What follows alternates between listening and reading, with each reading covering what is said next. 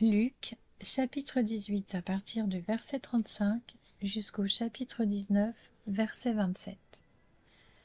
Comme Jésus était près de Jéricho, un aveugle était assis au bord du chemin et mendiait. Il entendit la foule passer et demanda ce qui se passait.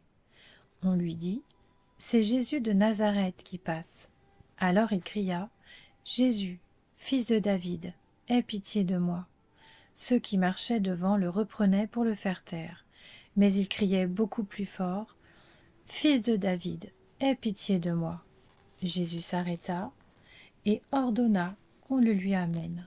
Quand il fut près de lui, il lui demanda : « Que veux-tu que je fasse pour toi ? » Il répondit : « Seigneur, que je retrouve la vue. » Jésus lui dit : « Retrouve la vue, ta foi t'a sauvé. » Il retrouva immédiatement la vue et suivit Jésus en célébrant la gloire de Dieu. Voyant cela, tout le peuple se mit à adresser des louanges à Dieu. Luc, chapitre 19.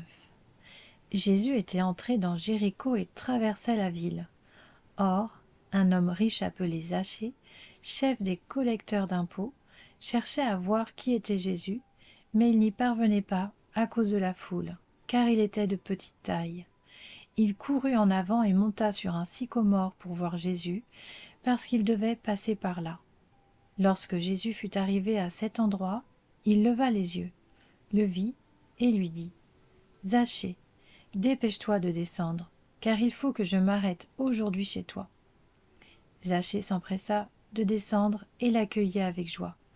En voyant cela, tous murmuraient en disant : « Il est allé loger chez un homme pécheur. » Mais Zachée, se tenant devant le Seigneur, lui dit : « Seigneur, je donne aux pauvres la moitié de mes biens, et, si j'ai causé du tort à quelqu'un, je lui rends le quadruple. » Alors Jésus dit à son propos : « Le salut est entré aujourd'hui dans cette maison, parce que lui aussi est un fils d'Abraham.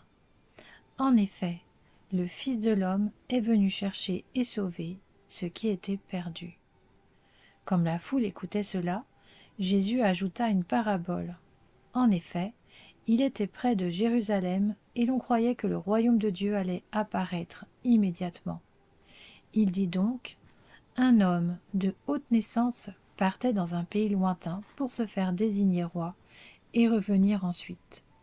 Il appela 10 de ses serviteurs, leur remit 10 pièces d'or et leur dit : faites-les fructifier jusqu'à ce que je revienne.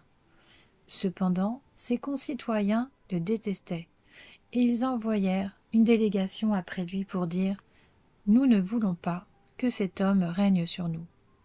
Lorsqu'il fut de retour après avoir été désigné roi, il fit venir les serviteurs auxquels il avait donné l'argent, afin de savoir quel bénéfice chacun avait fait. Le premier se présenta et dit : Seigneur, ta pièce d'or en a rapporté 10. Il lui dit : c'est bien, bon serviteur, parce que tu as été fidèle dans une petite chose. Reçois le gouvernement de 10 villes. Le deuxième vint et dit : Seigneur, ta pièce d'or en a produit 5. Il lui dit : toi aussi, sois établi responsable de 5 villes. Un autre vint et dit : Seigneur, voici ta pièce d'or que j'ai gardée dans un linge. En effet, j'avais peur de toi, parce que tu es un homme sévère, tu prends ce que tu n'as pas déposé et tu moissonnes ce que tu n'as pas semé. Il lui dit : je vais te juger sur tes propres paroles. Mauvais serviteur, tu savais que je suis un homme sévère, que je prends ce que je n'ai pas déposé et que je moissonne ce que je n'ai pas semé. Pourquoi donc n'as-tu pas mis mon argent dans une banque, afin qu'à mon retour je le retire avec un intérêt ? Puis il dit à ceux qui étaient là : enlevez-lui la pièce d'or et donnez-la à celui qui en a 10. Ils lui dirent : Seigneur, il a déjà 10 pièces d'or. Je vous le dis, répondit-il, on donnera à toute personne qui a, mais à celui qui n'a pas, on enlèvera même ce qu'il a. Quant à mes ennemis, qui n'ont pas voulu que je règne sur eux, amenez-les ici et mettez-les à mort devant moi.